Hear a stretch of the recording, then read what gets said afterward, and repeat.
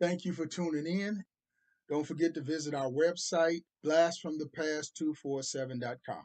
That's blastfromthepast, the number 247.com. Coach on the road with the man RD. Taking our youngsters behind the scene on what it's like being a major league ball player. What has this experience been like for you? Well, I mean, right now, I have 9 years in the major leagues, and at the beginning, it's tough. It's a grind. You have to do things that others are not willing to do. You have to make sacrifices that most of the minor league guys that are very talented are not willing to make. And a lot of that, has to do with focus, preparation, being prepared every day, mentally, being strong, because you're going to have a lot of downs, especially in baseball. A lot of downs meaning, you're not going to get ahead every time, not in baseball.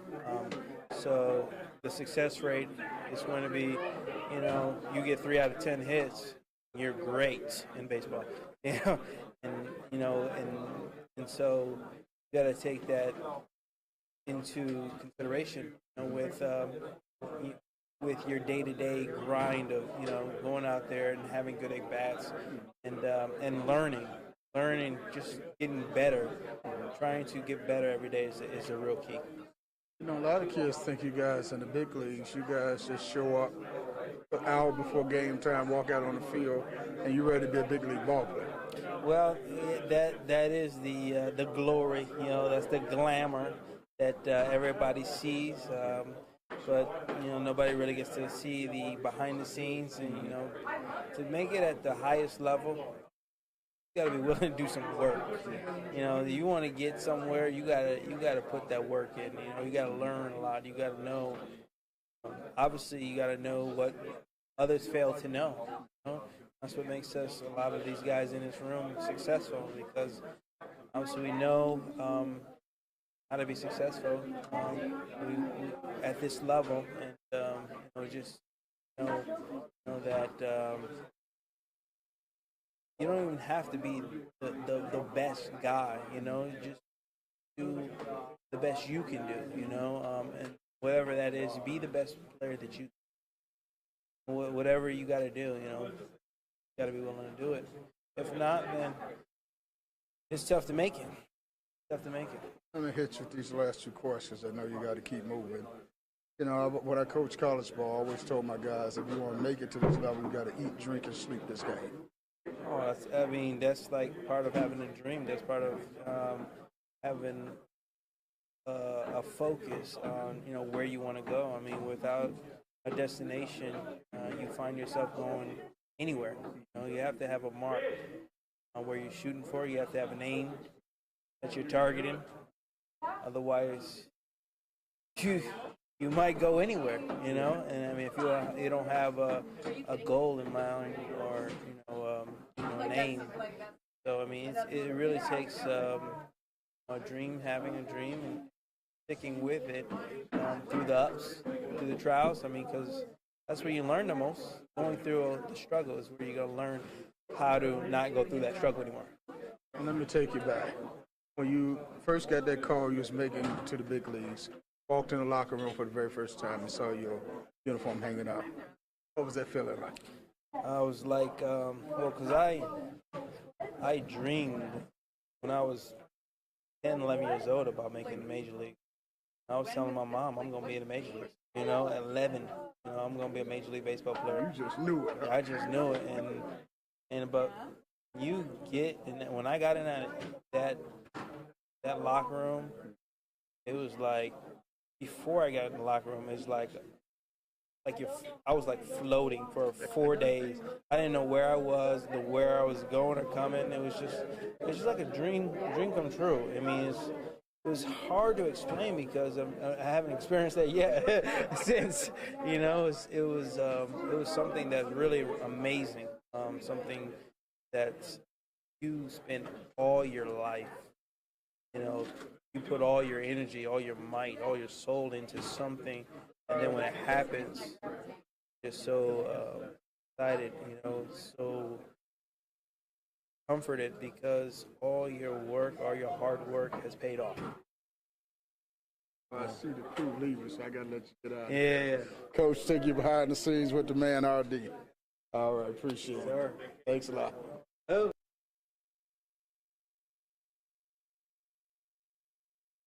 The coach, Mike, we made on the road today, and we ran across the man for the White Sox, Mark Burley. How we doing today? I'm doing all right. How you doing? Just fine. You know, following your career as a Major League Baseball player, you've been a lifetime Chicago White Sox. You and Paul Konerko have become synonymous with the White Sox, the face of the Sox. How does that make you feel? Obviously, being with an organization or staying with one team for this long, which obviously doesn't happen in pretty much any sport, you know, it's awesome. It shows the loyalty to the White Sox, and you know, they wanted me back, and I wanted to come back. But just to be able to stay with one team for this long, and you know, it seemed like 2 years ago I was the young guy in here, and looking up to all these other older guys now, I'm kind of the old guy on the team, and you know, obviously been here second longest behind Konerko, but so I mean, it feels good. You know, you're 12 years now in the big leagues. 11 and a half. You know, when I coached college ball and I scouted for 5 major league teams, I've always told kids quickest way to the big leagues was pitching and catching. But I also told them the life of a pitcher was usually 2 to 3 years to the big leagues. Yeah, I've been fortunate. Obviously, haven't been on the DL, haven't been hurt. You know, obviously I'm not a hard thrower, so I think that takes some wear and tear off my arm. But yeah, I'm just thankful that you know, go out there and make my starts, and try to stay healthy, and try to win every time out there. For those youngsters watching this show, what type of routine do you have to go to as a pitcher to get yourself ready for the game? Well, and the day after you pitch, usually is your big workout day to kind of flush all your lactic acid out of your arm to try to get you up feeling a little bit better. And then usually have an arm program that Herman and Brian, our trainers, have us do on the day 1 and day 3. Just doing different motions to try to strengthen all the little muscles in there to get ready for your next start. Now, lactic acid is what you use in big words on us after? Well, it's just fluid, I guess, from throwing, and you know, doing so many repetitions that it just builds up some fluid in there, and once you run, it kind of flushes it out. Okay, because you just lost half of us out there. I mean, I don't know the total definition of it. I just know that a lot of people say people say it's lactic acid, so I don't know. When you think about your success, a no-hitter, the perfect game, at some point in time you go think about hanging this out for baseball. What do you want your legacy to be for those youngsters out there? Just know that I had fun every day I was here. Try to have as much fun as I can. You know, you don't know how long it's going to last, how long you're going to be in the big leagues. Obviously, injuries, teams don't want you to trade you, kind of stuff like that. So, just went out there and had fun. I tried hardest, tried to win every time I could, and you know, hopefully I went about the business the right way and made a lot of friends. Who are some of those players along the way that were mentors to you? Well, I mean, I think right now the biggest one would be Konerko. You know, everybody kind of says he's kind of the father figure of this team. Obviously, he's been around the longest, but just the way he goes about his business and handles himself, you know, with the media on and off the field, he's the type of guy that you kind of watch and see how he takes care of his business. You kind of follow his footsteps. You find yourself taking guys like Sales under your arm and mentoring them?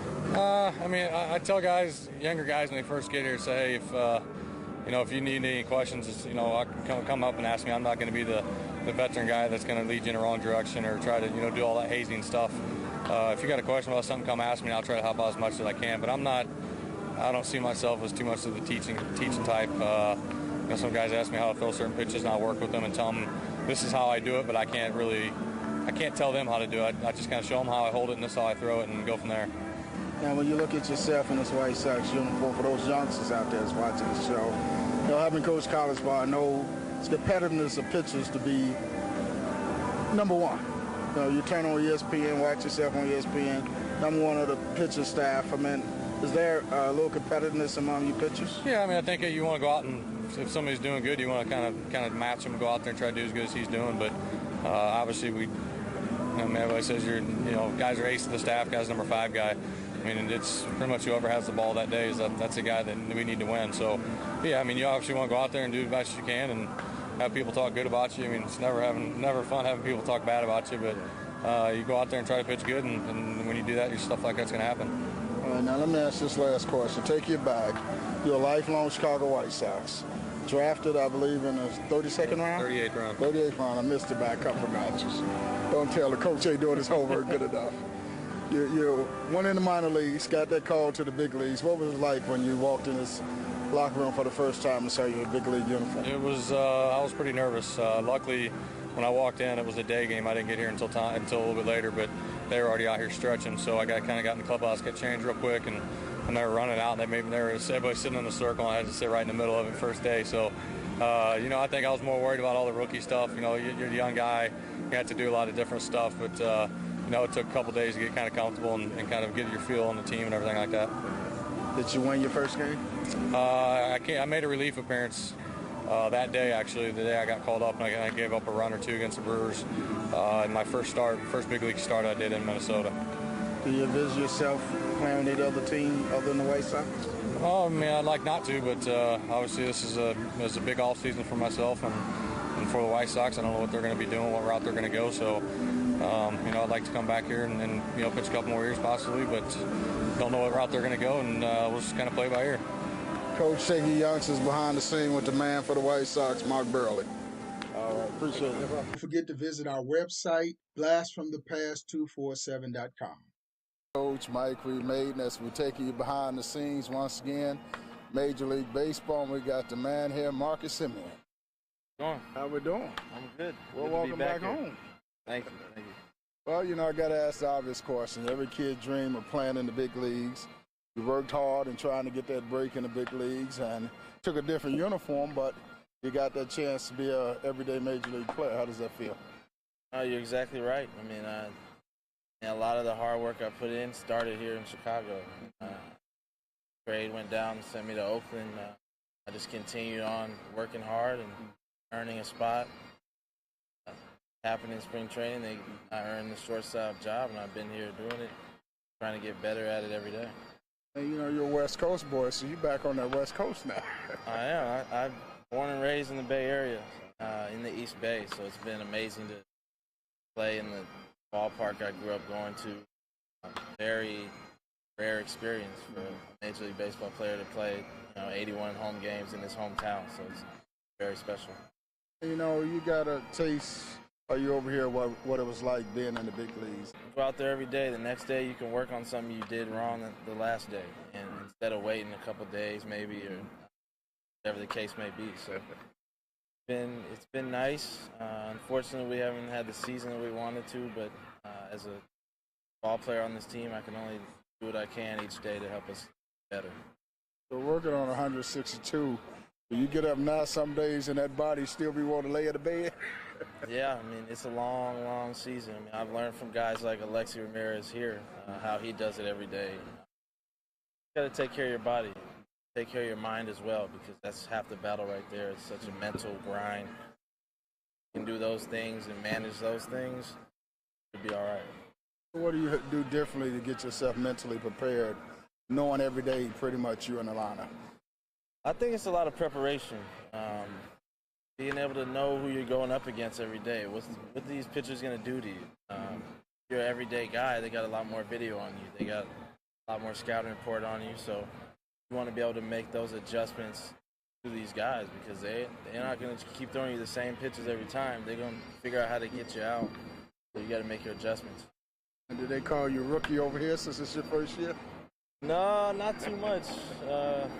Everybody's been great over here. We got a good, close group here. We all get along pretty well, so we just want to continue to finish strong here in September and build on next year. I mean, what will off season entail for you as far as preparation for next year's season? A lot of the same things, just conditioning my body. I'm gonna add a lot more defensive stuff in there so I can learn from what I did this year and get better and come back better next year on defense. Coach taking youngsters behind the scenes with the man. Appreciate it. All right, thanks a lot. Good luck. Thank you for tuning in, and I hope you enjoyed the show. Don't forget to visit our website, blastfromthepast247.com. That's blastfromthepast247.com.